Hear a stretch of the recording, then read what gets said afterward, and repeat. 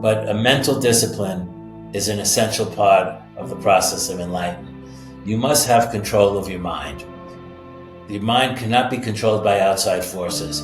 You must have the difference between an average person who thinks all the time, who's attached to their feelings, attached to thoughts. The difference between them and a spiritual master is the master has no thoughts. The master observes till they know, and they rely on their insight and intuition to make decisions. They don't worry about things. They don't try to understand anything. They don't mull things over in their mind. They know what's appropriate, and once they know that, all mental activity ceases. I'll answer your question now about karma. Karma, like I said, is a universal law that you reap what you sow. Now, I tell people I can release karma because karma is also a substance. It's a substance that interacts with your subtle field of consciousness and energy and basically pushes you into patterns of belief and behavior, which is a consequence of what you have done karmically. There's an ecology of life, not only on the physical plane, but on every non-physical plane. And not everything that's alive is supportive of humanity's evolution. There are whole groups of different types of entities that are antagonistic to human beings, that are parasitic, that are problematic, and people are not aware how easy it is for them to get in touch with these entities. So, welcome everyone. Today we have another interview, this time with Keith Sherwood, who is a spiritual teacher who wrote a lot of books on spirituality. So, I met him in person a couple of days ago in Poland. He was actually with his wife at Esoteric Festival in Krakow. And we started conversation, and many of his ideas resonated with my work. And I thought, wow, an amazing guy. Let's have an interview with Keith, and turned out to be a really interesting conversation. One of the key topics in this interview is the path towards enlightenment. Obviously, this is a controversial topic because many people will have different definition of enlightenment, right? And I quite like his definition. I think I can agree, but I would perhaps look at enlightenment in a couple of different ways, but one of the ways is what Keith is talking about. So in this interview, he is describing the process that he's using with his clients to help them get into something which is called permanent bliss. Basically, a level of enlightenment where a person is living their best life. And to get to that level, there is a process. There are some things that people need to change in their lives or about themselves. So this is what we are covering in this episode of True Fear podcast. Now, what's interesting is that a lot of the things he describes, I've been doing unconsciously or consciously for many years. So I kind of resonate with most of the things he talks about. We're also talking about relationships. So Keith talks about transcendent relationships. And how can a couple be in such relationship? So another really interesting conversation. If you are someone who is interested in personal development, spirituality, I'm sure you will enjoy this episode. Quick announcement before we're gonna get into the interview. So if you're interested in changing something in your life for better, maybe fixing some problem, maybe finding the purpose, maybe aligning more with synchronicities, with higher self, with your soul mission, soul plan, maybe overcoming some challenges or negative habits or some patterns that unfold in your life where you end up in negative scenarios and you don't know why, for example. I help with many of these things. So I do coaching one-on-one. Just get in touch. The link probably is going to be somewhere below the video or podcast, or just go to truetheory.com/coaching and have a look what's going on there. And I do first initial call free of charge, so we can just talk about your challenge and see if I would be able to help. So don't hesitate to get in touch. Even if you're not sure, just send me an email and I will tell you if this is something I can help with or not. Just describe what's your challenge briefly. What is the goal that you are aiming for or trying to achieve, or would be ideal outcome, and I'll tell you if this is something that I can help with or not. Go to truetheory.com/coaching, get in touch. Okay, so enough of me talking. Ladies and gentlemen, this is Keith Sherwood.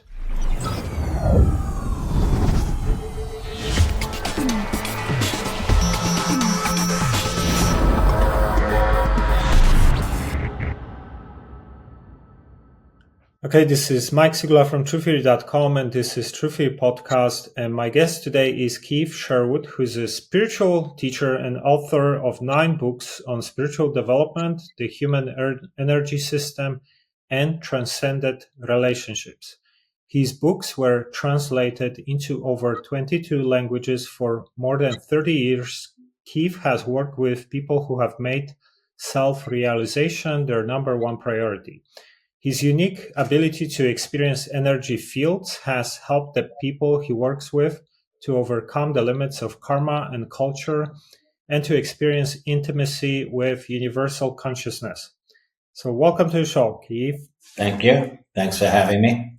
Hello. So we have met 1 week ago at an event in Poland in person, and you came specifically for this event only to Poland? Yeah, right.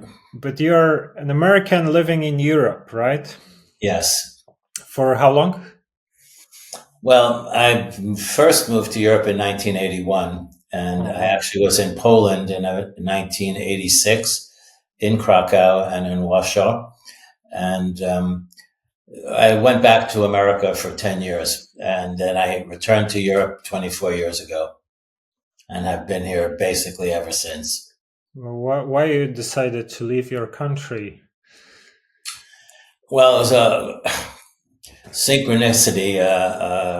I was working with some people, and I was invited to do some work in London.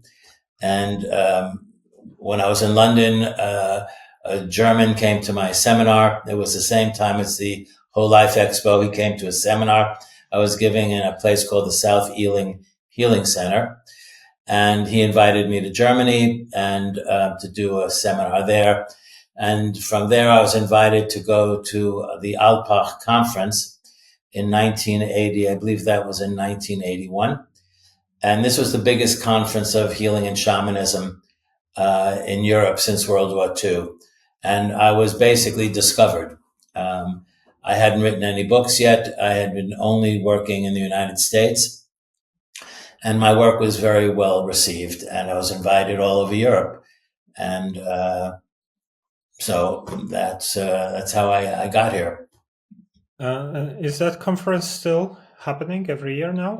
No, I think it lasted. They did it 2 or 3 years in the early 1980s, but it was very big. They had people from all over the world. They had healers and shamans from South America, from Africa, from the Soviet Union, from North America, and all over Europe. It was really a fairly extraordinary event.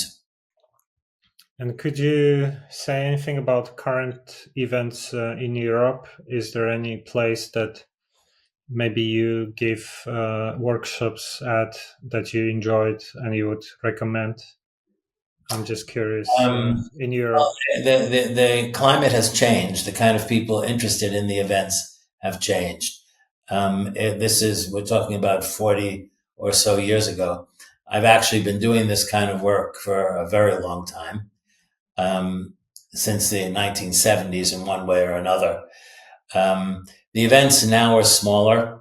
Um, there maybe are some larger conferences and festivals. I'll be attending a festival, I believe, in 2 weeks in Hungary, by Lake. I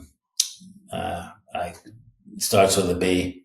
Um, a large lake in Hungary. I'm not too familiar. Balaton is the Balaton, right? biggest lake. Yeah. I have to admit, most of my work in Europe has been. I started in England and worked there for several years, but most of my work has been in the German-speaking world, in Switzerland, Germany, Austria. I did also begin working in Yugoslavia when it was still Yugoslavia. I worked in Ljubljana quite often and in Zagreb. So in Croatia and Slovenia, I had been working since the 1980s. Now it's more spread out. I do some work in Denmark. I do some work in Czech Republic. It's always different, but actually, my work is primarily with people who I've known for a while. I occasionally take on new students, but my work is a more private work. I do a few messes a year, 5 or 6, and I usually give a talk or do a short seminar.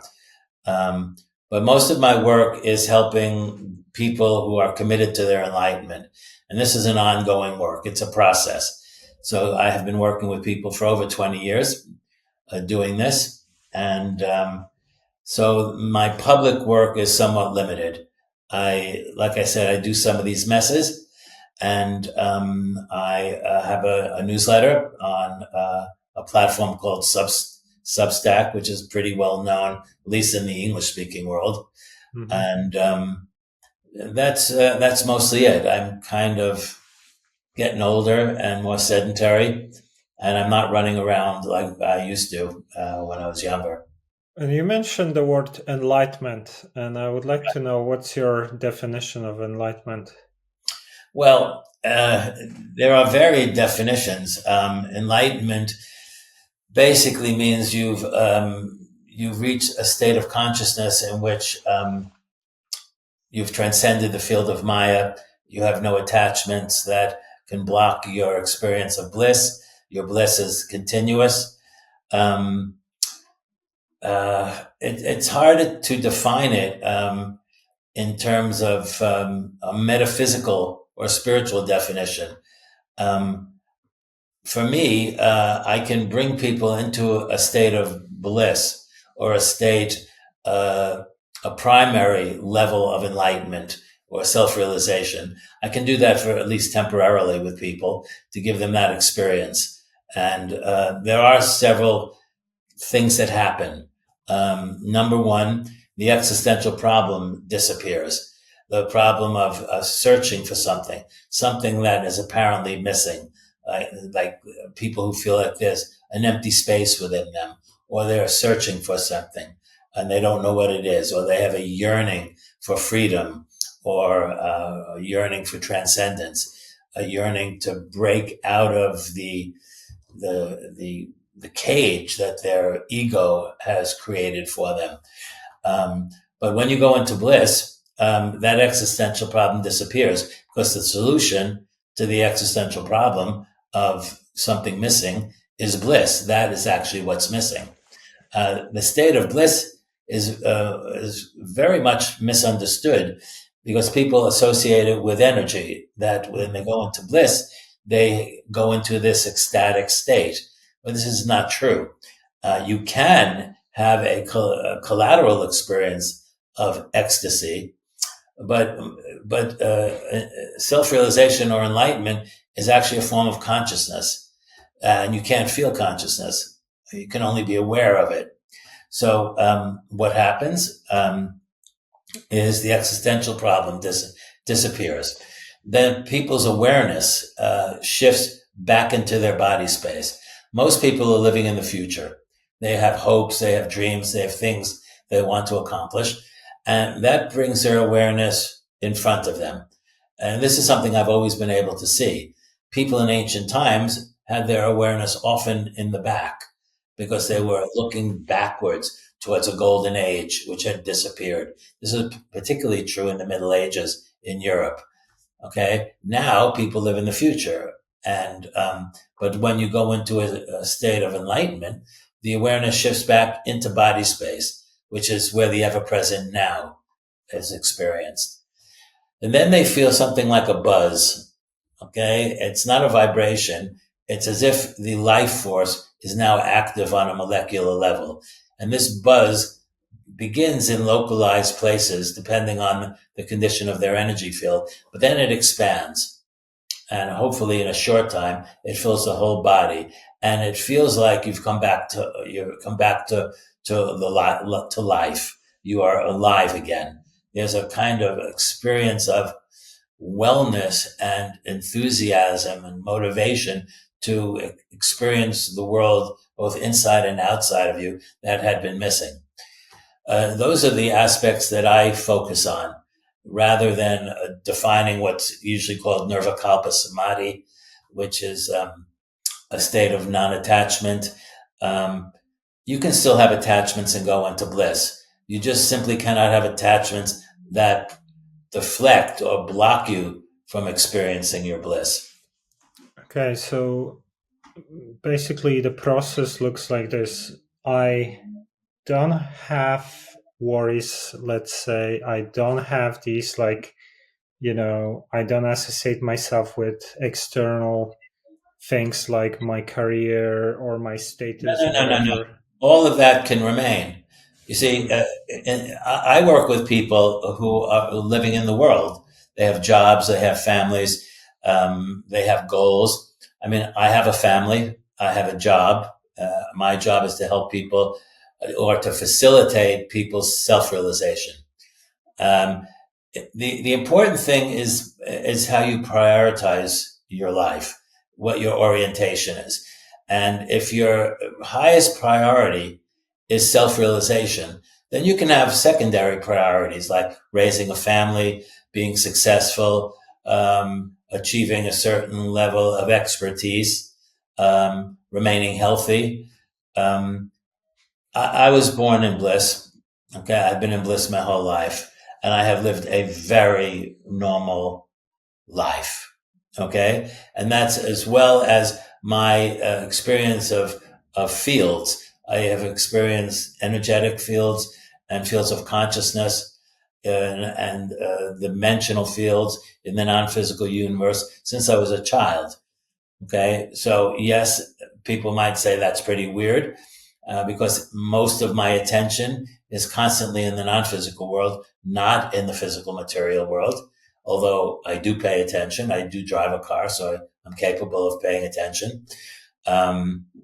I went to university. I was in the military for a while. I was in the church for 3 years, which did not work well with me. And I do sports. I go out. I do normal things. I'll watch something on Netflix if I find it interesting. You can live a fairly normal life if you prioritize properly and maintain a certain amount of, I hate to use this expression because it's so commonly misunderstood, but a mental discipline is an essential part of the process of enlightenment. You must have control of your mind.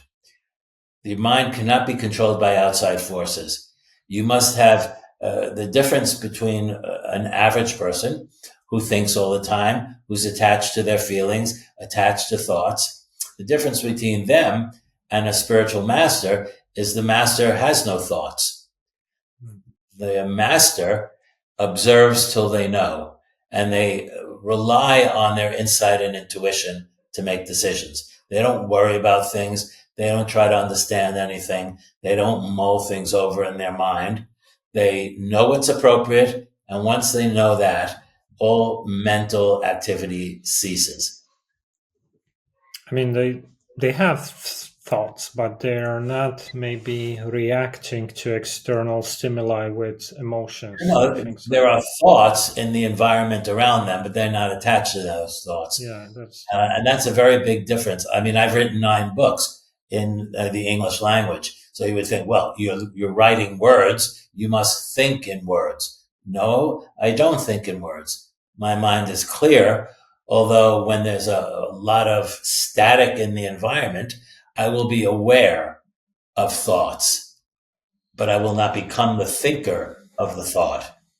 Okay. In fact, most of the time, the thoughts that people think are not generated by their own mind. Okay. Thoughts are actually waves of energy and consciousness. Thoughts and feelings are waves. And a master who has who has some real skill working with the in the non-physical universe can actually see the waves on their way into their field and stop them. I can actually prevent people from thinking. I can see the waves entering their mind and I can stop them. And therefore, once they're stopped from moving, the person cannot become attached to them. Okay. So once I discovered that, once I recognized that most of my thoughts and feelings were not my own, I was being manipulated by outside forces. Okay. I realized that I didn't have to think those thoughts. They were not mine. Okay. And we all live in a soup.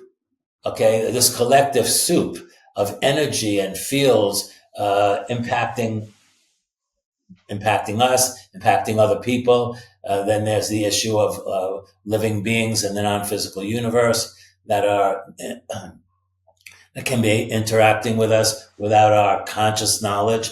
There's a whole bunch of stuff. There's an ecology in the non-physical universe which is actually more complex than the ecology we experience on Earth. Yeah, we're gonna get into that in a second. I wanted to just have your thoughts on this mental discipline you're talking about. So let's say some really tragic thing happens in my life and I'm trying to be in bliss all the time as much as possible. And then my reaction would be that I would not get affected by such event and I would maybe interpret it in a positive ways or treat it in a way that it's helpful for me, so I'm not gonna get negatively affected. Would that be one of the ways to approach some negative scenario so the person doesn't Really, get in terms of mental discipline, there's actually no difference between positive and negative. It's just as easy or easier to get attached to positive fields of energy than negative fields. The master seeks to be free of everything with individual qualities, every thought with an individual quality, every feeling, whether it's an idea, a thought, a prejudice, an attitude. They don't. The masters remain unattached to all of these things. When I first started doing this work, I would explain to people when you look at yourself, you look inward, you see yourself. You see a person with features, with boundaries, with limitations, and then you can describe yourself. I'm a person who loves flowers. I'm a gregarious person. I'm friendly. I like people. Well, I would say I cannot describe myself with any of those qualities, because when I look inside, I don't see anything. I just see empty space because there's no aggregate of fields that I become attached to that now reside within me. What is within me is empty space. And with consciousness, life affirming energy, okay, what you might call etheric matter, okay, and a physical body. As per your question, if something tragic happened, well, there are authentic emotions, okay? And we have a hierarchy of energy fields, okay? So on the lowest level, or the most mundane level, we have an energy field which is regulated by the chakras. It's on the level of soul. Okay, this has been described in yoga. All right. So there are authentic emotions. There's authentic anger, authentic fear, authentic pain, authentic joy, which you can feel. And since they are composed of energy with universal qualities or prana, there's no attachment possible. Attachment only takes place when you become the thinker of the or the feeler of energy and consciousness with individual qualities. Universal qualities have no flavor, but they do produce authentic emotions. So you can feel you can sense the tragedy and be moved by it and shed tears over it without attachment. And then there are higher levels of emotion, which most people don't are not aware of, but they are there. More subtle emotions. People sometimes feel them. They're sublime. They describe as the sublime feelings and emotions. These are more commonly experienced by spiritual masters. So no, you're not cold. You're not like stone. Okay. You're just moved in different ways. Um, I mean, in the Bhagavad Gita, Krishna says very clearly, do not grieve for either the living or the dead. This is when Arjuna says, but these relatives of mine who are dying on the battlefield, these are noble people, and I should not be killing them. I should not be fighting with them. And Krishna is very, very clear. It's their karma to die this day. They have been brought here to die. Okay, to engage in this war and to die, and you should not grieve for either the living or the dead. What's your? I have no problem with grief as long as you don't get attached to it. What is your view on karma? Because you are also helping people to clear karma, right? Right. Is that true? Well, karma is a very clear principle that I think a lot of people understand. You reap what you sow. Okay, so what we call boomerang karma, you hit someone else on the head. The next day you get hit on the head. That's boomerang karma. Okay, we all understand that there's kind of spiritual justice. Okay, you don't get away with anything. Sooner or later, you pay a price for all of your activities.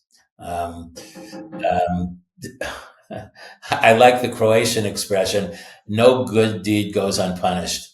I'm not sure that's truthful or not, but I think it's a kind of amusing. No good deed goes unpunished. Um, the masters don't do good deeds per se. Okay, they do what's appropriate. Okay, and this is a very different way of. I wouldn't say I judge my own activities because I don't, but it's a different system. The masters do what's appropriate and don't do what's inappropriate. And they don't do it because it's good. They don't do it. I used to use this metaphor. Okay, well, Mr. Sherwood, if you don't care whether something is good or bad, then why don't you just go out and kill somebody? Well, I don't kill somebody because it's not appropriate.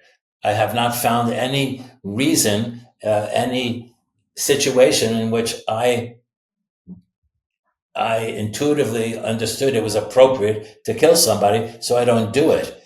Could I potentially kill somebody? Well, you could say yes, potentially, because if it was appropriate, I might have to do it. I mean, I might have to save somebody who is being assaulted and accidentally kill somebody, or I may be in a situation to defend a family member or to save a child.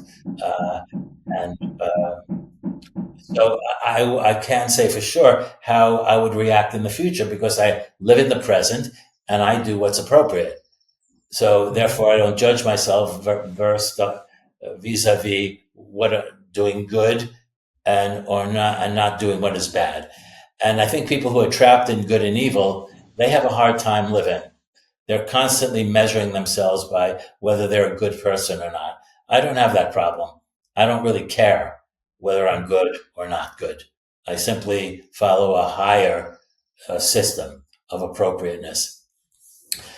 I'll answer your question now about karma. karma, like I said, is a universal law that you reap what you sow. Now, I tell people I can release karma because karma is also a substance. It's a substance that interacts with your subtle field of consciousness and energy and basically pushes you into patterns of belief and behavior, which is a consequence of what you have done karmically. So, if you continuously steal from people, you start to develop a personality, patterns that justify that. Okay. Now, if you came to me and you said, listen, I've had a revelation that I should not manipulate or harm people and take what's not mine. I really, really have a yearning from right here, the right side of my chest, which is where bliss emerges, where Atman exists. I have this deep yearning for enlightenment. And if I meet that person, I can see that yearning. I can actually see that energy that would cause that yearning. I would say to them, okay, we can release that karma. We can release the distorted fields of energy and consciousness that create that pattern that reside in your subtle field. I can locate it and I can release it for you. And therefore that pattern will disappear. Okay. I may have to do it several times in order to get all of that support out of their field, but I can do that. Yeah, okay, I see. I see what you mean now with releasing karma. It's more like releasing the personality that, let's say, thief build up through negative actions. That create core values that develop into a personality. And actually, that is for everybody the primary work of enlightenment. The process of enlightenment is releasing that karmic baggage, I call it. Okay. And which also includes attachments to other people, so that you liberate yourself, you liberate your mind. Okay. And once enough of that is out of your field, that density is out of your subtle field, bliss emerges spontaneously. And even before that, the chakras become active, the energy gates become active. You start experiencing ecstatic states. The Kundalini can rise. You can have all kinds of great experiences and enhanced well-being even before you experience your bliss. With the energy field, and the energy flow expanding, as you just described, do students have some exercises they need to do, like meditation, qigong, or any other practices? Yeah. Well, I have found that a lot of people who come to me who've been doing meditation are doing it wrong. That their exercises are not actually helping them. I don't like to micromanage people. I really dislike the whole concept of control or molding people into what I think they should be. This is not what I do. I facilitate each individual's process of enlightenment. So everybody is doing it a different way. I facilitate that. I facilitate that by giving them accurate information about how they interact with the non-physical universe. I encourage them to create a lifestyle that supports the work of enlightenment. Okay. Some people have to make some changes, minor changes. Some people have to make some major changes in their life to be successful. I do believe what Sartre said, hell is other people. So people can be the biggest other people in your life, can be obstacles to your work of enlightenment. And if I see that, I will talk to the people I work with about that, whether those relationships should be as intense as they are, or they should be more detached from those relationships, or whether they should actually be in those relationships at all. Okay. Because maybe the person they're in a relationship are jealous of them or actually have very negative feelings towards them, and they're just hiding them. That's possible. And that those fields are constantly moving and flowing. Okay. So, Um, that's one thing. Other things include removing the karmic baggage, finding the people, their truth. Most people, this is the problem with working with the public, working with people. My family, my parents cautioned me, say, if you want to be happy, don't work with the public. Okay, working with the public is always creates difficulties, and one of the great difficulties in working with people who are seeking their enlightenment is the human ability of self-deception. Okay, this can be, you can translate it into that believing your personal propaganda, believing stuff about yourself which is not true. Mm-hmm. Okay, now this creates a problem for me because I see right through people. I can see the condition of their field, so I know exactly what their character is. Okay, I know when people are not telling me the truth. I know when they actually think they're telling me the truth, but they're not. They believe their own deceptions. But on the other hand, there's the correct time for everything. You can't force a person to see themselves as they really are.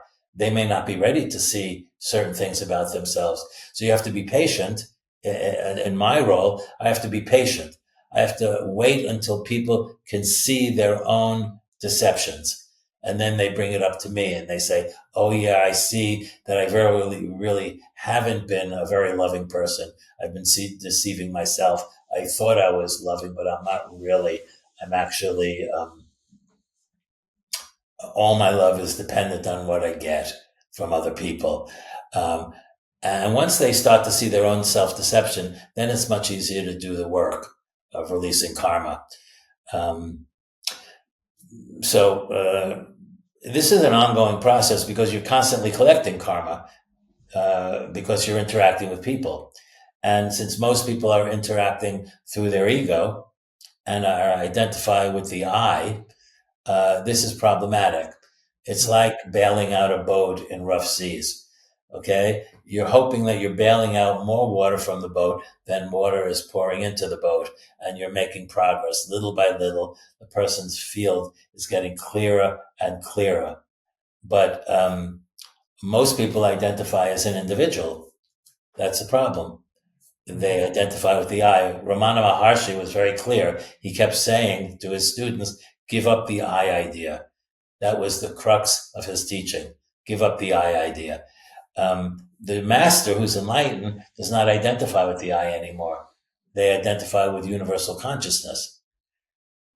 So, in the same way that the master doesn't really love individuals per se, they may radiate love towards them, but they love saint and sinner alike. That's how the Bible describes it. They just have universal love, okay, and they pour it on the people who where in their lives where it's most appropriate. So, for example, they may have universal love for everyone, but their children get the most of it because the children are there with them. Mm. Okay, and with universal love, there's no judgment, there's no comparisons, there's no feeling of people not good enough, there's no rejection of people because they're doing bad things, because you see them as the divine being that they are. So when I look at Donald Trump, I know he's a divine being. I might not like what he does. I might not like what Putin does, but every human is a divine being, and every human will eventually experience their bliss permanently. It may not be in this lifetime. It may be in 1,000 lifetimes or 100 lifetimes, but they will experience their bliss permanently. And that's a given. This is something I know to be true. So let's say that you have someone who is in a relationship, and this person is interested in, being in the state of bliss, and they are working towards it, but maybe they're in the relationship where their partner is hijacking that, or they're not interested in spirituality at all, and they, Yeah. and it's marriage and they have kids and things like that, and it creates a block of Yeah. some sort, or Yeah. makes it hard. What could you Well, advise here? this is hard. This is a hard, difficult. This is one of the most difficult situations that someone in my position will face. Um, you can't divorce your children. Okay, so if you have children, uh, who knows what kind of life vibration your children have, what kind of horrible people they may become when they're adults. It makes no difference. You're their parent. You're going to radiate love in their direction, at least if you have any heart at all.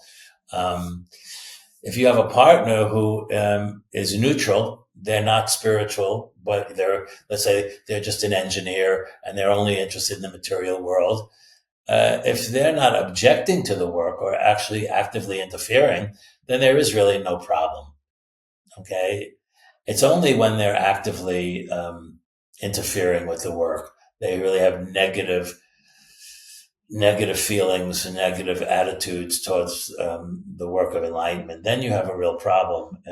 It could simply be that the person who thinks they're ready for enlightenment is not ready because their environment is too, they've created a life and a lifestyle which is too negative, which is too disruptive, and they simply can't make real progress.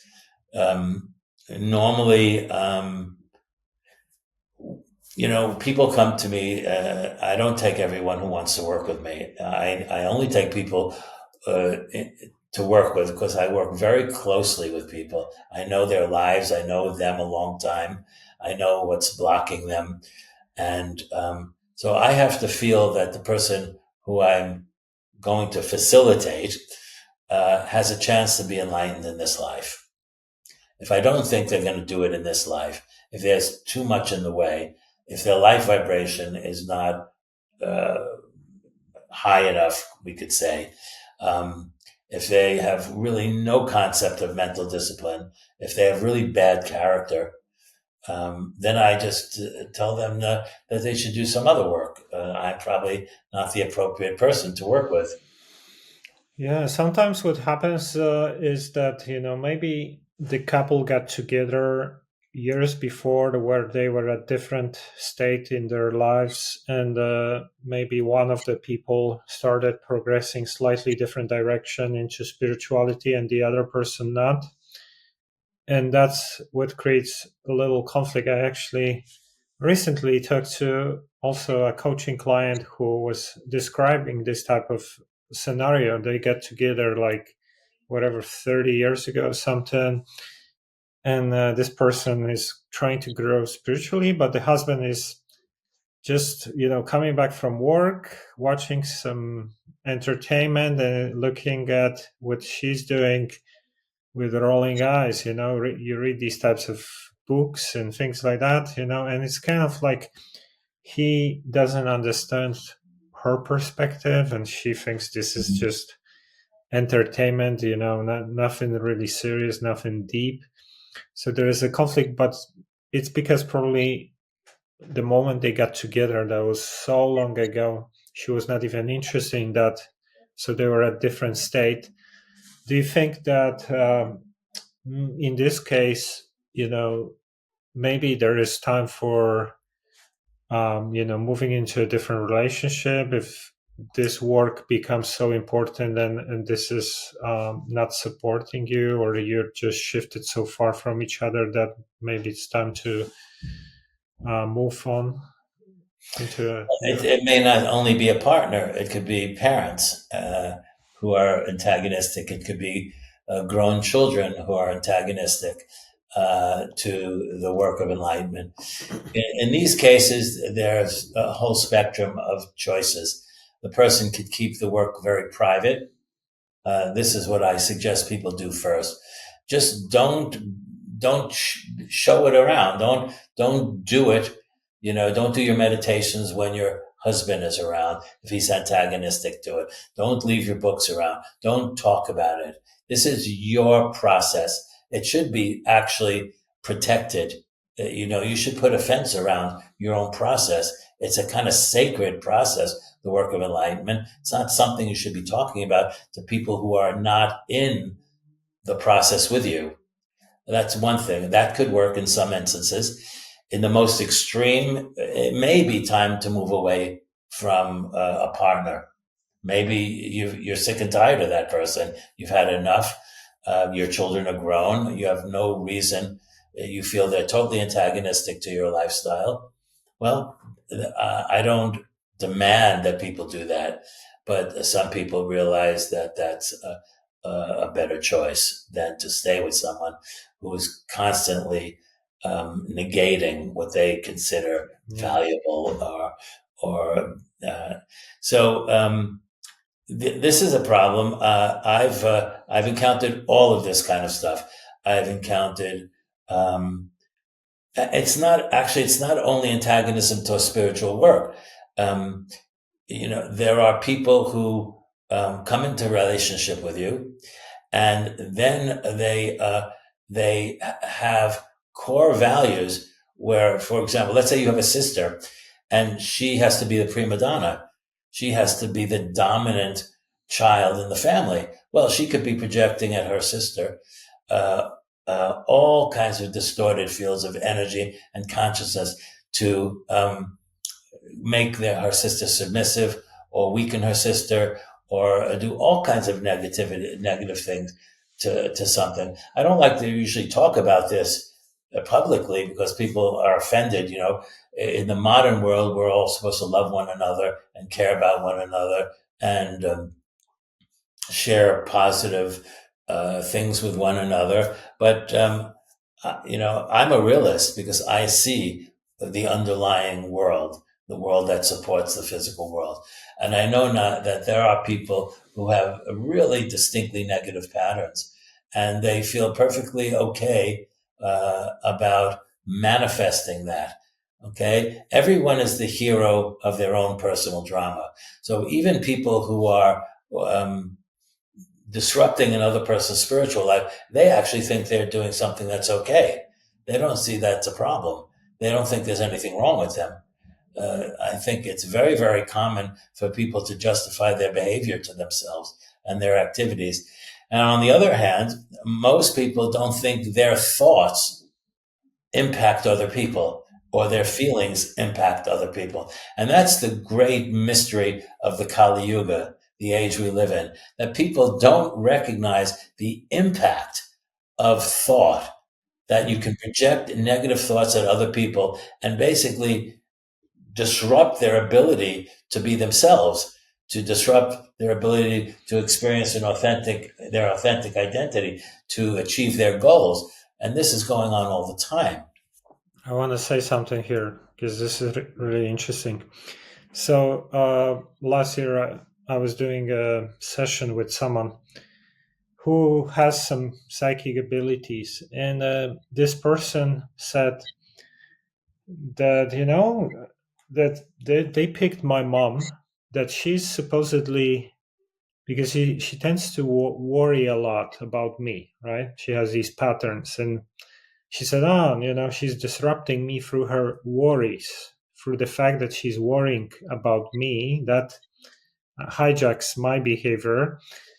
And on top of that, because we are connected, because this is my mother, right? So we are more connected probably than I'm with anyone else almost. There is something about like the soul, Mm-hmm. kind of same way with you have sex with someone, so you're kind of connected as well, right? And you came Right? from the womb, so there is connection, and apparently that is also important in this case. That's why it works. So I found it interesting because I didn't really say anything about my mother to this person, and he picked some of that stuff that she's been always like worrying about me and things like that, and kind of made me think like, yeah, maybe she's affecting me unconsciously. So this is the type of things you would say, right? This is what you're. Well, this is exactly the kind of things I would work on with people. Um, I would see that very, very clearly. whether there's attachments. There are actually, uh, when you look into the non-physical universe, from my perspective, it looks quite physical. Okay, the non-physical universe appears to us non-physical because we're not centered in those dimensions. We are centered in a physical material dimension, which seems solid, but in fact, this is an energetic dimension as well. It's no more solid than the non-physical universe that interpenetrates us. So when I look at another dimensional field, it looks perfectly solid. Okay, I can see cords connecting people together. I can see projections of energy shooting out. I can see lumps of karmic baggage surrounding their body. It looks very much like an African fetish doll. Where you can see things sticking, nails sticking out of the person, and different things sticking out, and different things disrupting their field. Or see things moving around, non-physical beings interfering with the flow of energy through their field. Yeah, this is pretty easy to see, for me at least. It's pretty clear. So if this person was psychic, they might be seeing an attachment between you and your mother. And when your mother worries, her energy just goes flying through that attachment. Because most attachments are pretty much like channels or tubes. So in some cases, your mother may be thinking about you, and then she projects directly at you. Okay. Well, her fear gets can get you can get attached to it, and then you become fearful. Many things are contagious. Okay, because we're affecting each other all the time. So if someone's fearful and they project that fear at their children become fearful. We also have something called poisons of the ancestors. This is actually written about in the Bible, that the poisons of one generation goes for 7 generations into the future. So if your father was a murderer, okay, you will have your father's energy in you. Okay. And your children will have that energy in you. And if you may ignore it, you may push it aside and never harm another person, but you still have that legacy in the form of distorted fields within your subtle field. And if you want to get enlightened, it would be a good idea to release that, to release the poisons of your ancestors, to release the cords. So directly, your mother thinks about you. She projects at you. But if you have a cord connecting you to your mother, she doesn't have to think about you. She just has to go and have a panic attack. And all that panic goes flowing through the cord, which is a channel right into your field and influences you. Okay. And if you're very sensitive, well, then the more attachments you have, the more trouble you're in, because it can get very chaotic. And this is how people get burned out. They don't get burned out by working too much or having too many responsibilities. They get burned out because of overload, overload of energy and consciousness from other people that they cannot process through their energy fields. You know what? This makes me think about people who decide to become, let's say, get into pornography, women, for example. And like now what's popular is OnlyFans. I don't know if you heard about this, but it's called OnlyFans. It's a website where a lot of young women decide to kind of sell their exclusive content, which is like it's like erotic at least. And so a lot of like young women who are attractive, let's say on Instagram, they make money through selling exclusive videos of them having sex, for example, whatever. This is super popular now. This company is like exploding, and it makes me think about, let's say you have thousands of people who are watching that with intention to, have sex with this person, for example. And probably, masturbating, whatever. And so they project their thoughts on this person through just watching the videos, right? Mhm. What do you think happens here? If you have Well, like, there are variables in a situation like this. Um, there are most of these women, I would think, are not seeking their enlightenment. So they're not thinking about purifying their field, liberating themselves. definitely Okay. not. Well, this means, and the stronger their ego, the more likely that they will be able to defend themselves, the I within them, from these projections. Okay. So if you're very egocentric, very ego-centered, you have built up barriers and defenses against what other people want to do to you, or think about you, or feel about you, and they can be pretty. They can be relatively unaffected. I think in some cases, if they're really strong, have a really strong ego and are very centered in the eye, I think they can really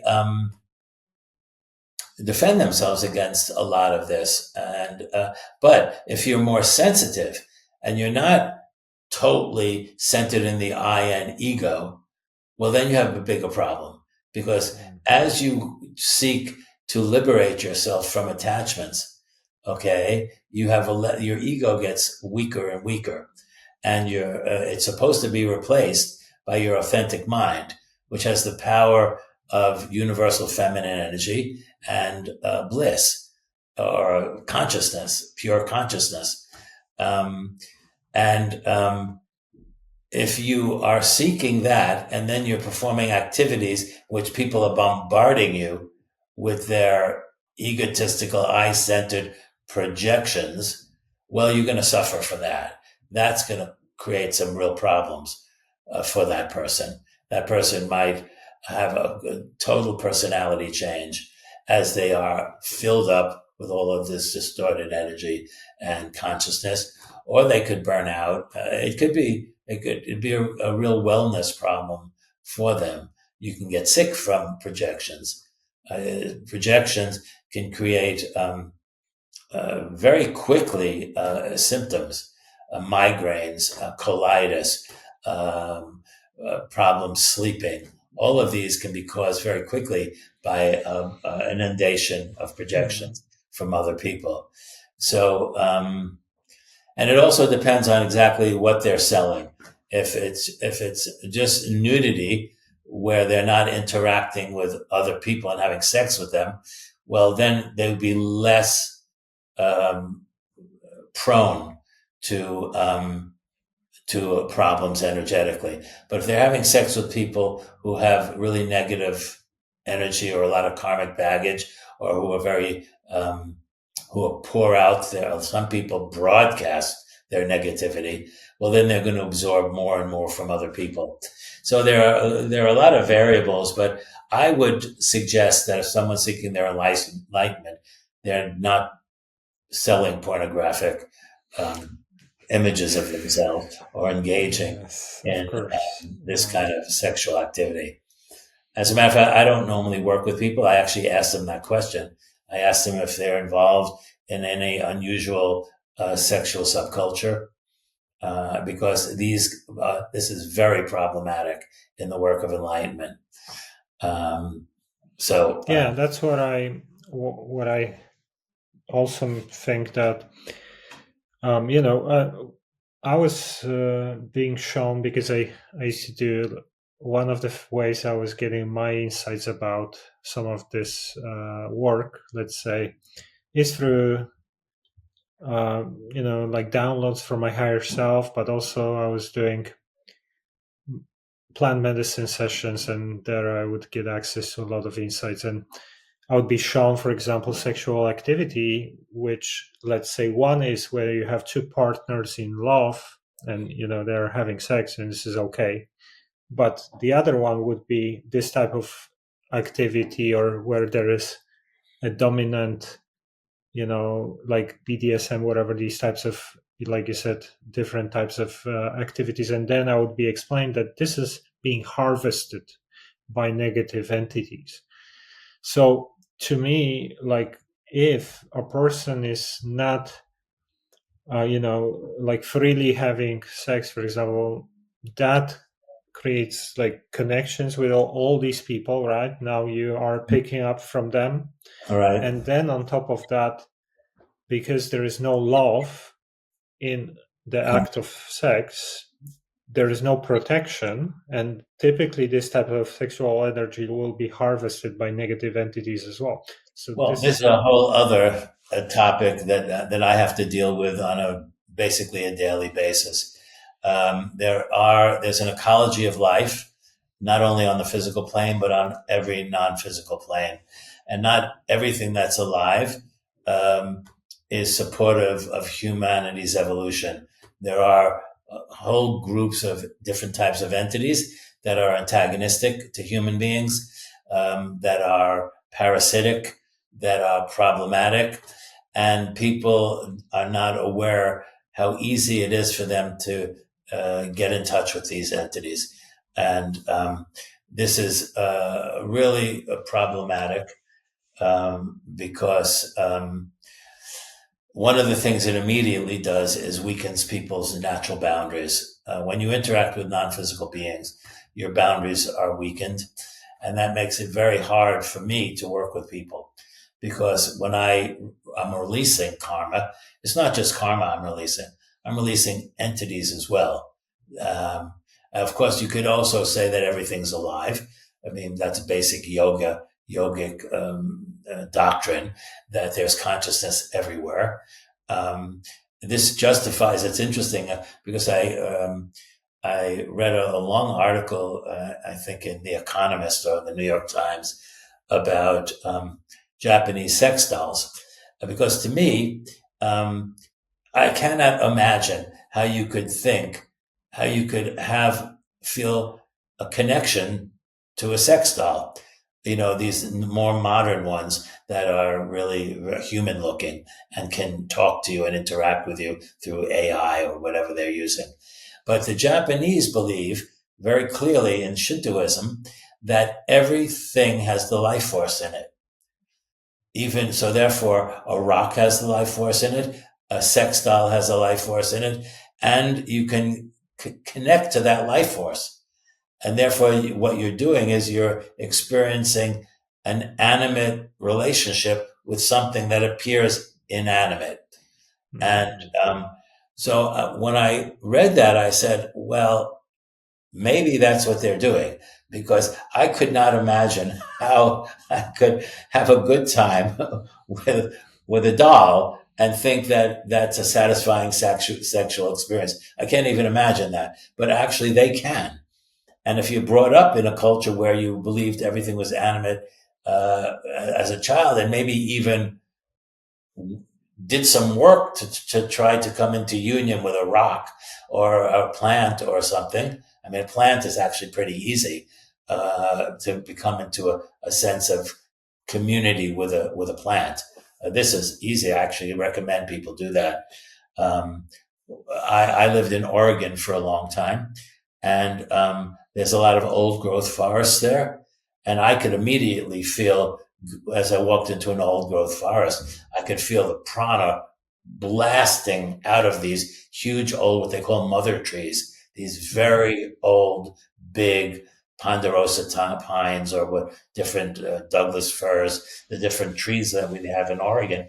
And if you actually lean up against them or hug them and become a tree hugger, you will actually feel the sharing of the life force. And you will actually, if you're very sensitive, get a sense of what they're feeling, or how that they're actually interacting with you. And I believe this is a really very joyful experience, and it's a very, very real experience. I've had So, it. I sorry to interrupt, because I'm a little bit sensitive to fields as well, and when I enter forest, I feel the trees straight away, the field. But one time when I was doing psychedelics, actually, I hugged the tree. Something got me, and I could feel the personality of that tree, which was very Exactly. static. It was like, yeah, I'm just standing here not doing anything. Well, and one of the main problems we have in the world now is people are starving. Okay, I wrote an article recently about you're starving, but you don't know it because in ancient times, go back 20 or 30,000 years, the whole Earth was alive. Okay, you could feel Gaia.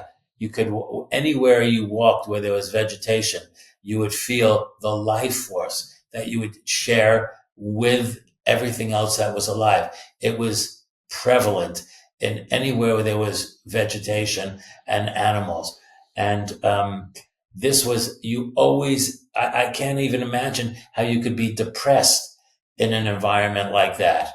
It's almost impossible. I don't think people were depressed Yeah, but there 30 were, ago. sorry to cut you off, there were some other issues because, like the hostility of animals and cultures and people fighting for survival. I So don't think maybe, that's so real. I think they perpetrated that on us. I was in Africa several times, and I know that the Maasai, they could go where there was a group of lions, and 5 or 6 tribesmen, only 5 or 6, would run up to the lions, and the lions would recognize that these were humans, and the lions would walk away from their kill. They would not attack people. They did not attack tribesmen. Okay, they walked away. There was already a energetic understanding between these predators and the humans. Okay, and I think in ancient times there was probably much less violence than we really think uh, that Hollywood thinks or perpetrates on us.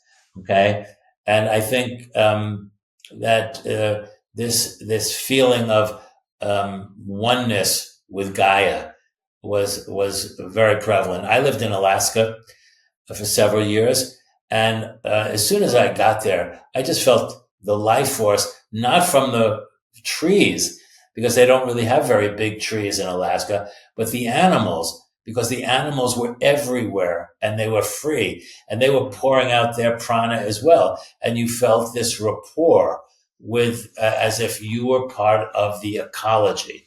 Okay. You didn't have to become tribal and join, the Trump MAGA people or something like that, or some artificial family that's created online. You just felt that you were part of the life force on this planet. And then when you add that to the kinship lineages that people had, I think they had very satisfying lives for the most part, because they could feel their connection on many different levels, and the comfort that produces. Now that's very, very hard for people because in any human environment, you just have static. You have a human static.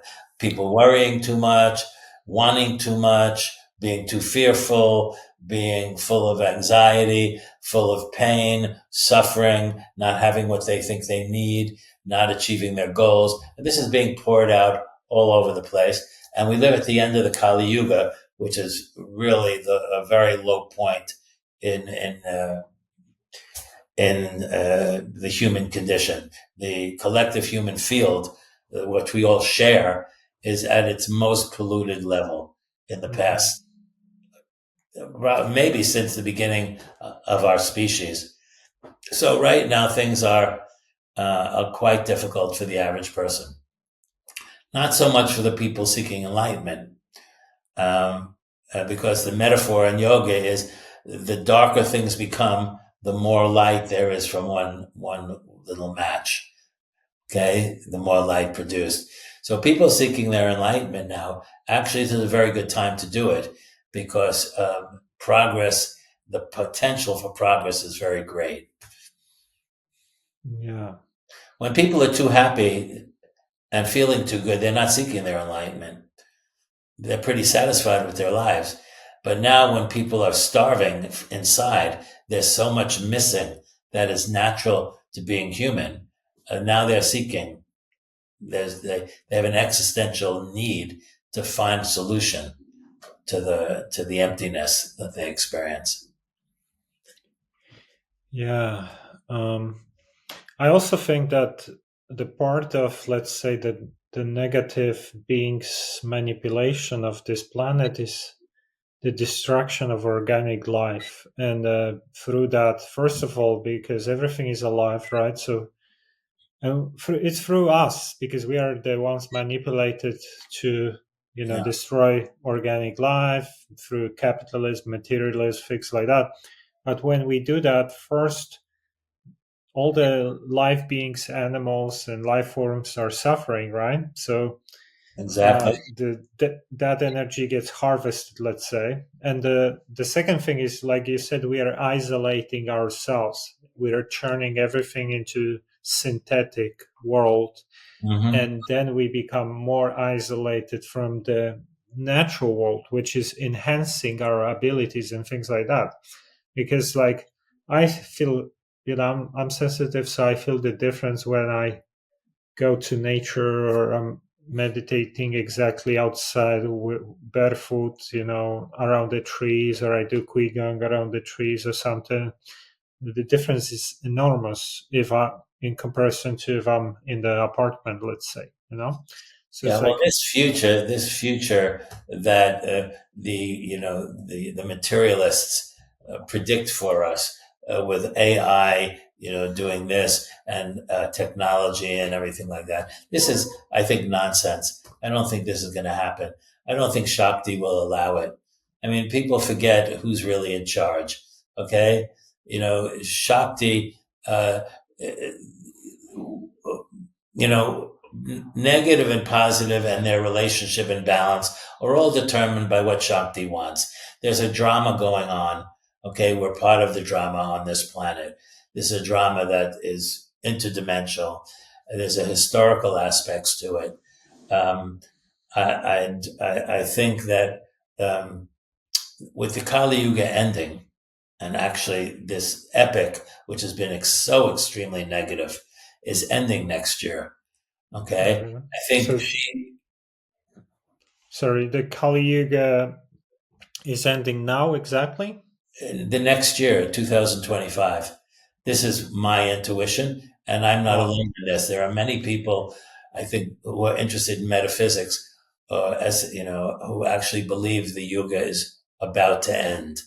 They may think it ends in 5 years or 2 years, or that it's ended in 2001. Yeah, Uh, I had my own intuition telling me that there is the end of the timeline, whatever, just this year, most likely, because I just feel the shift. And, like, in my view, we're going for like the apocalypse version. And if we would be in the negative timeline, that would be exploding, but it's kind of going quiet, nothing is really evolving. So I feel like that's about it. This was their last moment of, like, the darkness, right, and right. now we're probably gonna start shifting I more think we can into. agree that there's a major shift happening, and maybe we're on the cusp of it. So we're starting to see the prequel, the beginnings of this shift, and maybe we'll see if it's accurate. My view,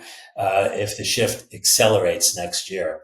All right, Mhm. but certainly something's going on. There's no doubt about that, and it, the shift is a shift towards enhanced consciousness. Like, we are at the lowest level now. The shift is into enhanced consciousness and enhanced sharing of life affirming energy. So this idea of the destruction of Gaia, the synthetics basically taking over. Yeah, I think this is never going to happen. I think technology will of course be enhanced, but it will be in the service of humanity, of those positive aspects, those life affirming aspects. I don't think in 100 years we're going to have to worry about kids being, addicted to the screen, like they are to their iPhones now, or the dark internet and things like that. I think we're going to start seeing some very positive things happening. I think I'm not going to be here to see most of it, but this is what I think is going to be happening in the next cycle, the Okay. next part of the cycle.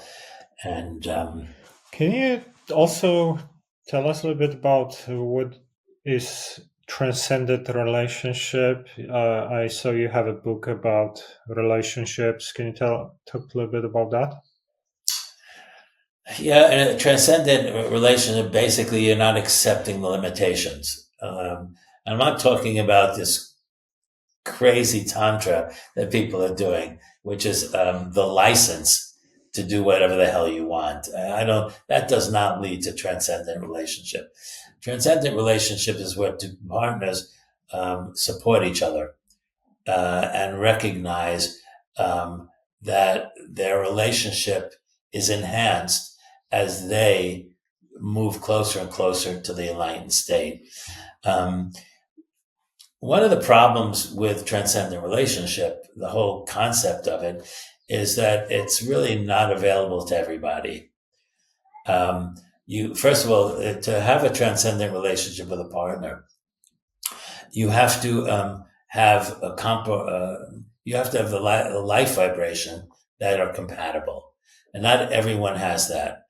Okay, so this is a problem. If you have incompatible life vibrations, okay, what do I mean by that? Okay, um, the way I describe that is if you can sit with your partner and ignore them completely and feel good about yourself, all right, you probably have a compatible relationship that can lead to transcendence.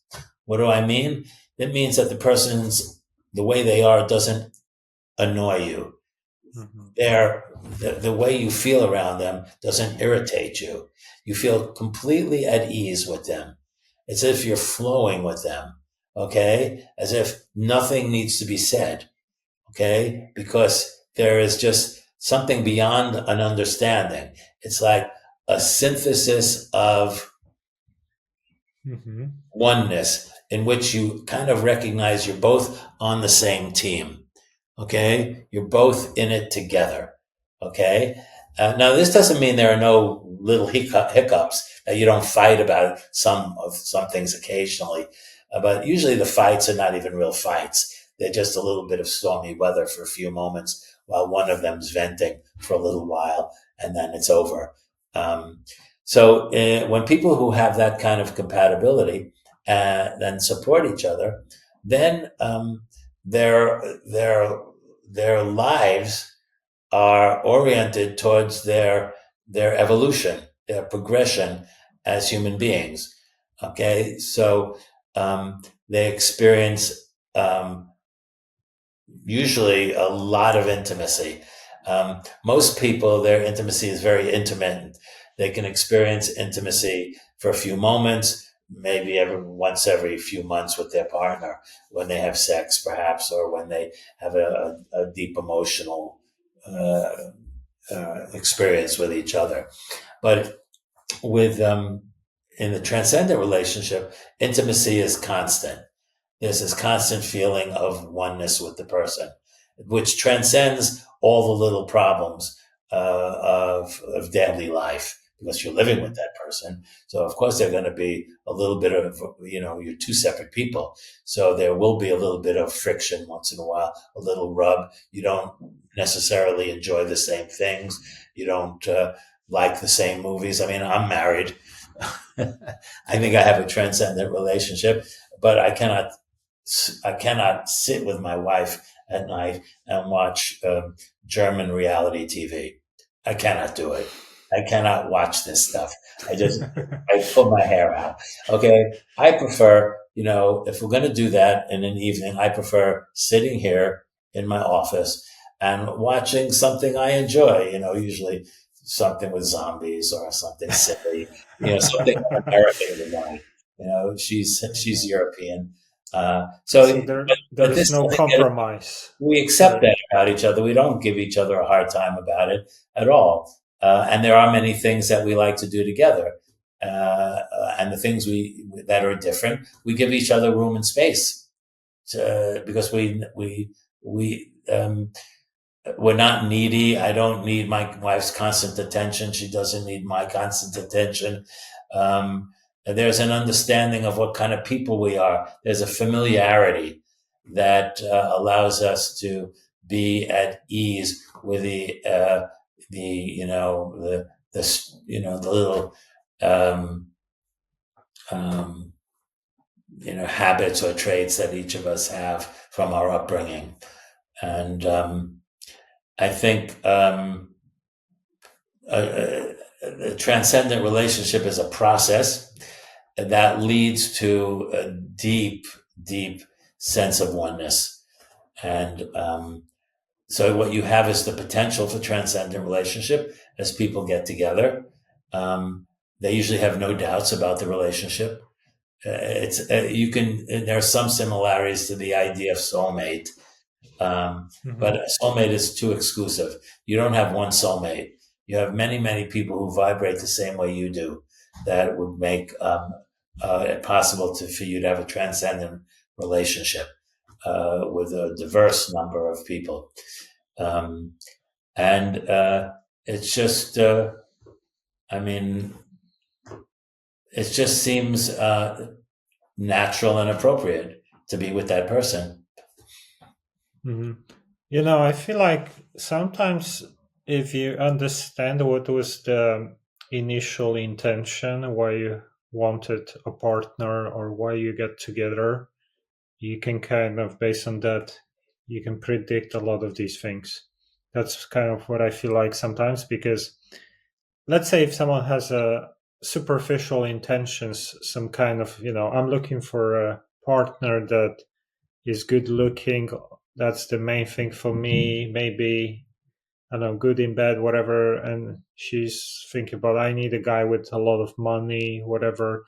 Like, you can, just based on these intentions, you can predict what type of people they're going to be attracting and how this relationship I works. wouldn't completely negate superficiality.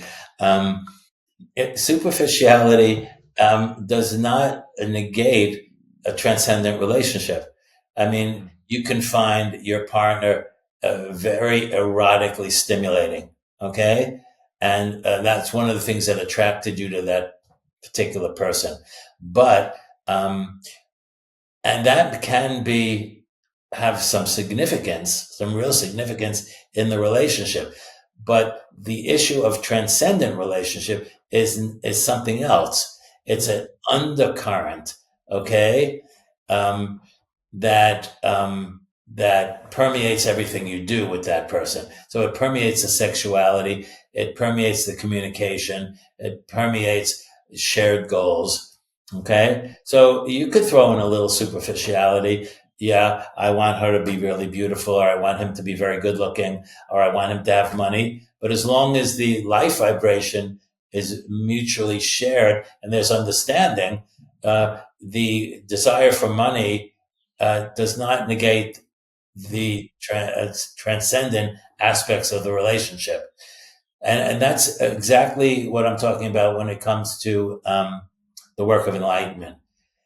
If your highest priority is enlightenment, there's no problem with wanting to make a lot of money. You could want that as a secondary priority, as long as it does not get in the way of your seeking enlightenment or wanting a joyful, happy relationship, as long as it doesn't get in the way of your process of enlightenment. And it's the same thing with a transcendent relationship.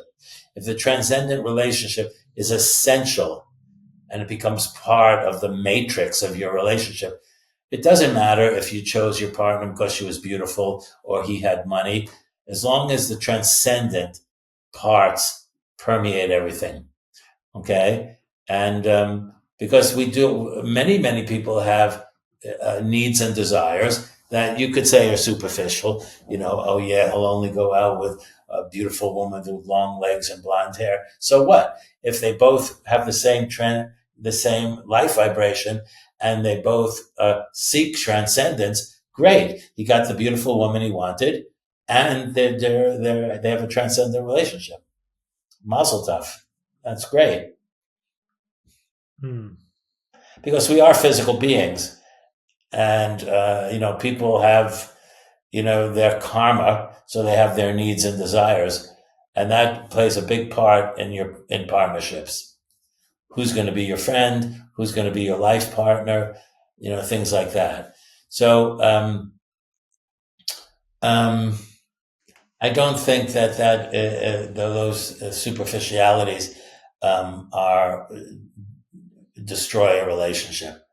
Okay, you know. It's maybe I think about it more like, let's say sometimes people get together because of some the glue, let's say the intention wasn't pure. For example, I don't know, like let's say a woman is getting older and she's becoming desperate, so and there is some guy who is like stubborn, all right, let's go for it or something, or and then the initial reason why they got together wasn't aligned. And I see very often that this reflects in the relationship later on. What was the intention initially? It creates a lot of issues later on. So kind of Well, I this is agree with something. that. If transcendence is not part of the working environment of the relationship, then seeking someone with money or seeking someone out of desperation is going to cause problems down the line, big problems that will probably not have solutions. Okay, so in that respect, I think you're absolutely right that if you're not doing something that's appropriate, if you're choosing a partner that is not appropriate for you, and appropriateness will always have a spiritual aspect to it, which is appropriateness in a spiritual sense is what supports your transcendence and your dharma. Okay, so making inappropriate decisions when it comes to a life partner is a disaster waiting to happen. Yeah, no, definitely seems to be happening for many people, right? It's like, Yeah, oh, yeah. I just decided whatever, or my parents wanted me to get married, so I did, or whatever the reason Yeah. behind. Well, one of the things I focus on, of course, I facilitate people by removing karma, but I also am a very big issue is decision making, making appropriate decisions and not making inappropriate decisions. And I have, this has been a part of my life. I have been very, very careful in making decisions because decisions um, can lead you down the garden path of disaster. You pick the wrong partner, you pick the wrong job, you pick the wrong place to live. If none of this is appropriate, then your life can be you can be filled with all kinds of insoluble problems. Okay, so everything I did for the past 30 or more 40 years, I checked appropriateness very carefully before I did it. Okay, and because of that, my life works pretty well. Um, and actually, I have mitigated old karmic issues I had when I was younger, and I was not, my character was, had a few little flaws that had to be ironed out, when, but those flaws, when they were ironed out, the karma that I should have paid was mitigated. Mm. So my life, it always feels like there's always the wind is in moving me forward. That Shakti is supporting me in what I do. That I don't bang into insoluble problems at all. Everything just progresses very, very fluidly, and I think decision making is really important. But most people don't know how to check whether something is appropriate for them or not. I have a system that works extremely well, and this is very useful for the people I work with because this prevents them from making really classical mistakes that will impact their lives for years. Yeah, I was listening to a podcast a couple of months ago with Jeff Bezos, who is the former CEO of Amazon. Right. And I'm not gonna judge Bezos, but I was listening here more from the perspective of his business thinking, and he said he has these two types of decision making processes. One would be if the decision is not going to have a major impact, can be easily reversed, or it's not going to create a lot of long term consequences. So like small decisions that you make all the time, they try to do them as fast as possible to move quickly forward. But if the decision is, if you're gonna make it, then right or wrong, and it's gonna have serious consequences that might be hard to reverse, then they are spending enormous amounts of energy to evaluate pros and cons and things like that. Yeah, and maybe you can tell us a little bit about the process you are teaching. Well, it doesn't take intense months and years of negotiating, or you don't even have to know the facts. I don't bother with that. I just use a kind of kinesiology Mm. method, and just check appropriateness of something. I intuitively get a feel for appropriateness, and then I just check using a simple process that I use. And then if it's a major life decision, I'll repeat it in different environments, so that my internal state is not a factor in the objective clarity of the answer I get. So, for example, I was single most of my life. I was not married. Okay, I lived alone for almost 30 years. Did exactly what I wanted. Wandered the earth. Did my spiritual work here and there, and then boom, boom, boom. Then I came to Europe and I met my future wife, and we were together for quite a number of years, 8 or 9 years. And then the topic of marriage came up, and I was not really very favorable towards the institution or towards the government interfering in any aspect of my life. So I checked the appropriateness, and it was the answer I got was it's appropriate. The issue was not, do I want to be with this woman or not? The issue was, should we actually marry? Okay. And I was surprised that I got that it was appropriate. So then the next day I was at, 1,200 meters, I checked in.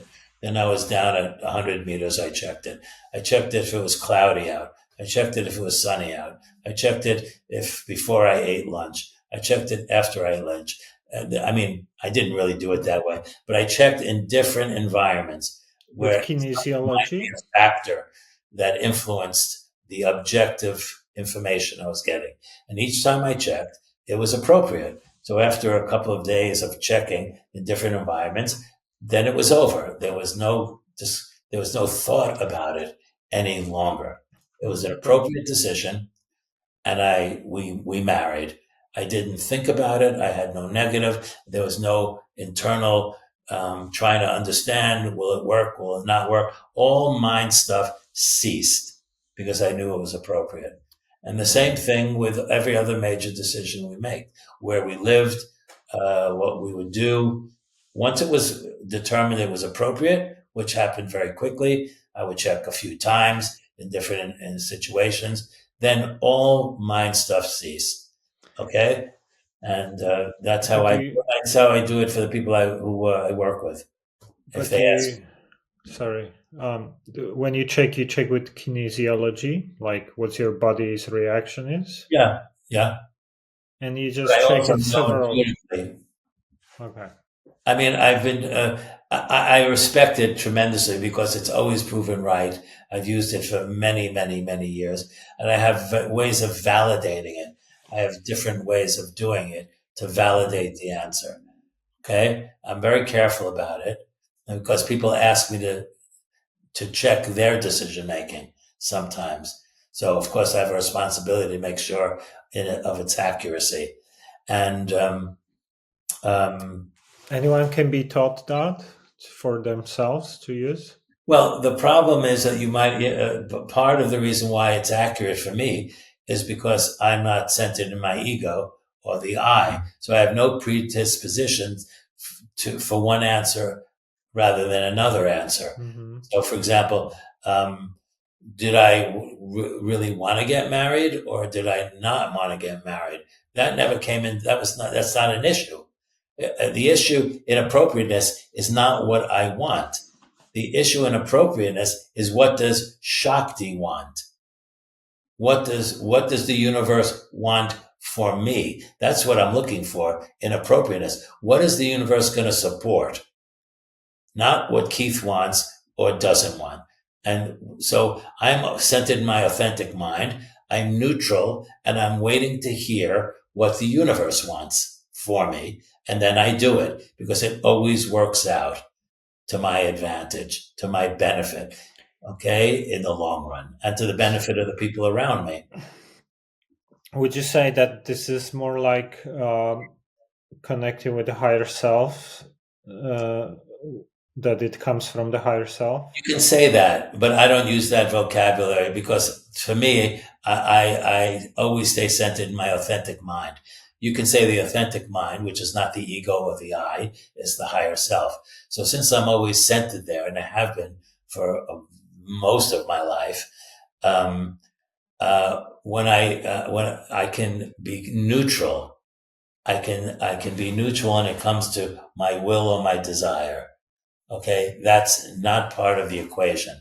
That stands outside of it. And basically, that's how I live my life. I live my life doing what Shakti, or what universal consciousness wants me to do. Basically, I'm in union with that. So my will is not in opposition to what universal consciousness wants for me, or what Shakti wants for me. We're in agreement. Okay. So therefore, I have transcended my own personal needs. I live in universal energy. I live in bliss, and I do what is appropriate. And of course, this is for major decisions. I mean, if my wife says, let's go out and have lunch, I'll say, okay, where do you want to eat? I don't check with Shakti. Is it appropriate to go to one restaurant or the other? Little minor decisions, unless I get a feeling, I should check. Maybe if I go to one restaurant, there's a truck ready to smash into my car. So that would not be an appropriate decision. In the same way, I don't believe, I make a joke out of it, but I don't believe there are any mistakes. So if I'm driving somewhere and I make a wrong turn, and my wife says, or the navigation system in the car says, yeah, you made a wrong turn.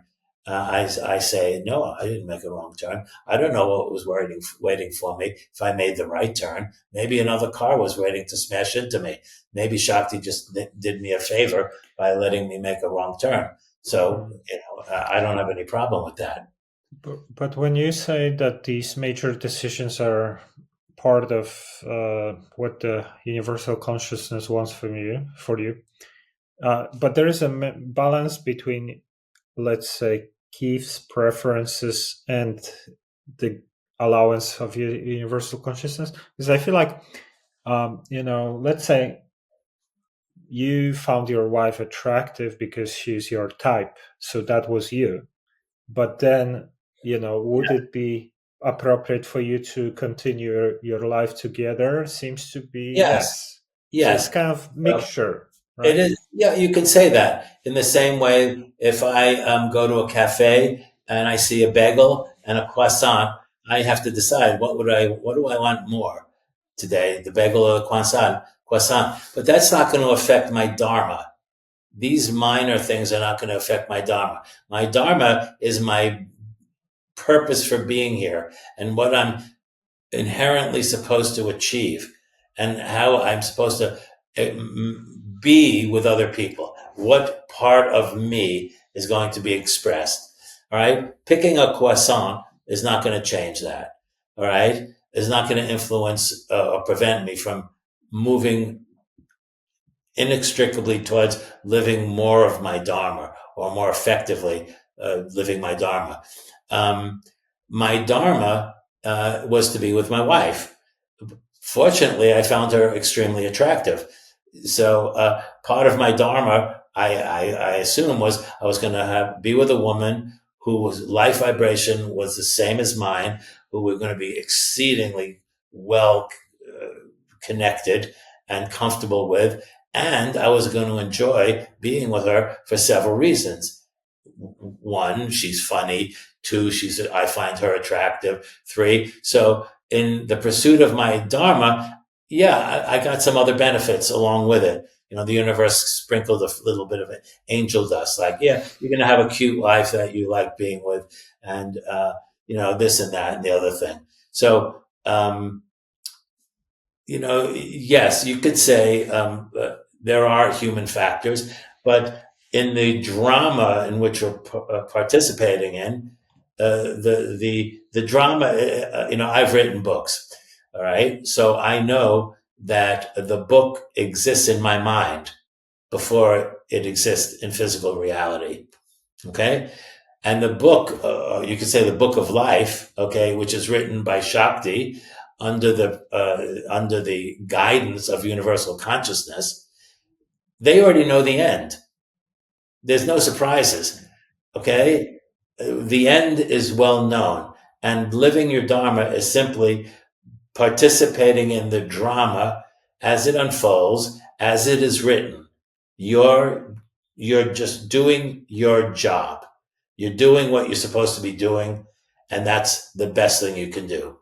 Okay? And Krishna said that in the Bhagavad Gita, better to do your duty well, excuse me, better to do your duty badly than someone else's duty well. Okay? It's a verse from the Bhagavad Gita. And that's true. I have sensed what I'm here to do, what my purpose is. I have, there were times when I was younger where I resisted it. I did not really want to do what I'm doing when I was younger. I felt, oh my God, I'm going to interfere with people's karma. I'm going to get involved with all this nasty stuff in the non-physical universe. I mean, I wasn't really prepared for that, and I didn't want to do it. And I resisted it for a little while until the universe made it impossible for me to resist it anymore. So I finally bit the bullet, okay, and had to learn the hard way how to live this dharma. Because there's when you remove non-physical beings from people's fields, when you release their karma, well, you can call it the dark side or whatever you want. They know where you live, okay, and you're going to end up having to deal with some real difficult things, and you have to learn. You have to learn how to deal with them effectively, so that you can live your life as a normal human being, okay, and so not burn out. I've been doing this for a very long time, and I'm still relatively healthy.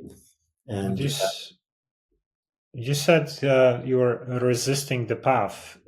So let's say you had all these assumptions that this is not going to be good for you, but it was pushing you towards it. Those assumptions. I knew basically that this was appropriate. So the thing was, I left Germany because I had enough of the spiritual work with people. I really did not want to do it too intensely anymore. I went to America, back to America, and did very little work and much more superficial work for a couple of years. Okay? And just to calm down, just to start to enjoy my life, to get involved in nature, to do a lot of sports, and to live just a healthy life on my own. Okay? And then little by little, I started doing a little bit more work, and but keeping it well within limits. And then I moved up to Alaska, and I was living in Alaska. And my mistake was, and what happened was, I was always researching the non-physical universe because I was always there since I never knew anything else. I always was centered in the non-physical universe.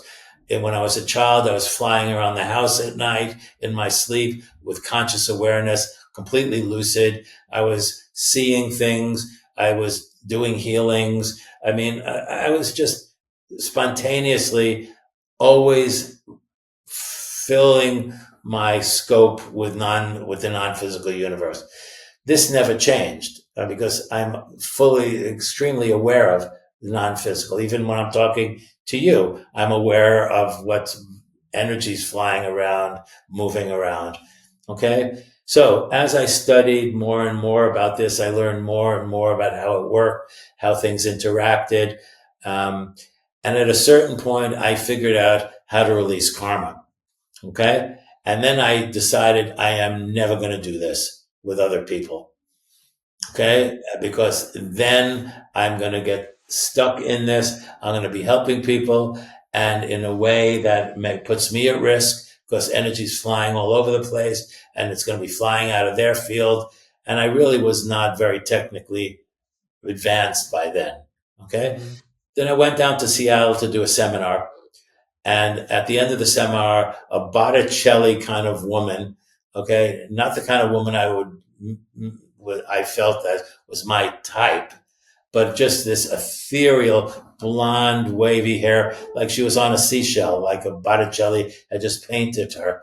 Okay, and she came to me and she said, "Mr. Sherwood, um, I just got married, and I'm really so much in love, and but every time I make love to my husband, I feel this heavy pain and pressure in my abdomen, and I know you can help me." And then she just looked at me, and I mean, that was it. I knew I was going to help her, which meant I had to release the karma of it and release the attachments, which I did. And as soon as I did it for one person, I knew that that was it. There was no way I could go back and not do it for people. But I knew I was in for a very difficult ride. And over the next few years, I had to learn how to deal with the most difficult non-physical beings, the darkest forms of energy. I had to learn all that on my own, which I did. And after a short time, I realized that I would be working with people and I would have to just keep learning in order to make sure that my field stayed clear and that I knew enough to help people, that there was nothing that was out there that I needed to be afraid of, that I could handle any situation and anything that went wrong when I was working with people, I could fix. Okay. So there would be no negative aspect to my work. And this is what I've been doing for the past 30 something years, helping people by facilitating their enlightenment. And I don't say I know everything, but far from it. I'm constantly learning new things about how the non-physical universe impacts physical reality and people. And I try to share that with the people I work with, to help them. And the truth is that my process works. I have at least 18 people who are in a constant state of bliss. And so my process of continuing to clean or to purify the subtle field by removing karmic baggage, by removing or releasing attachments, gradually allows their field to return to its natural state, where the chakras are functioning properly, they're glowing, they're producing all these joyful feelings, the energy gates on the level of spirit are glowing, and then bliss emerges from Atman on the right side of their heart, and basically they heal themselves. They produce that effect because it's part of who they are. Everyone's already in bliss. Everyone's already enlightened. I'm not doing something to them. I'm removing the stuff that's blocking them from experiencing themselves as they really are. Yeah, no, this resonates a lot. It makes me feel like a little bit of my work, but maybe differently. But that's what I've been trying to do with myself to remove, the way I perceive things, try to keep myself happy with what I have, not get attached so much. And I'm just, even though I can go through the most difficult things, like most people would be crying and going crazy, I still want to remain like positive and happy and things Hmm. like that. And people are like, why aren't you like stressed or crying, whatever. I don't know, I feel like it's maybe it's kind of a little bit to what you're saying, like maybe I get a little bit different path, maybe it's not perfect bliss, whatever, but Well, again, we're all on our own path. I mean, and so I don't. I think a lot of people are doing similar work in a very positive way. Uh, some people have more knowledge than others. Some people are working on more things than others. But there's this movement among a lot of people towards towards their liberation, their personal liberation, and the experience of their authenticity. And I think this is what we're going to see more and more as the epics change yeah. from the Kali Yuga to the next. Yeah, I think so as well. I already see growing interest in conscious topics and personal development and things like that. It's definitely growing. So more and more people are Mm. thinking about their priorities and things like that. So definitely, it's going to be interesting time to for work such as your work or even my work or Yeah, things like that. well, looking forward to interesting times. All right. Is there anything else you wanted to add before we're gonna No, finish? I think we've covered a lot of territory. Yeah, I would love to maybe do a part two at some point in a couple of weeks or months if you're gonna be interested. I would be very interested. I We still can have quite a lot continue. of questions, but let people attention span these days is limited. This is true. 2 hours is probably enough for a lot of people, so we're gonna probably come back at some point in the next few months or weeks. So it's Okay. really nice to talk to you, Keith. Well, I Thank you. appreciate having the opportunity. I As don't well. talk. Uh, I don't do. Actually, this is my first podcast.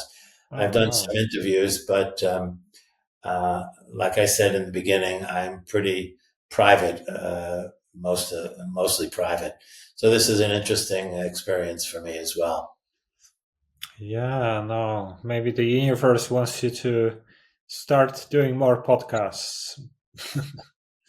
Well, we'll see. We'll see where this leads. My wife is doing a lot more public work. She's a natural healer, so I don't know what I'm going to be doing.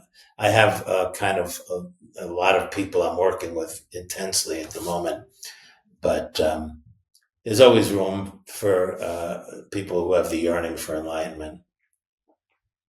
Okay. Thank you. All That's right. really good.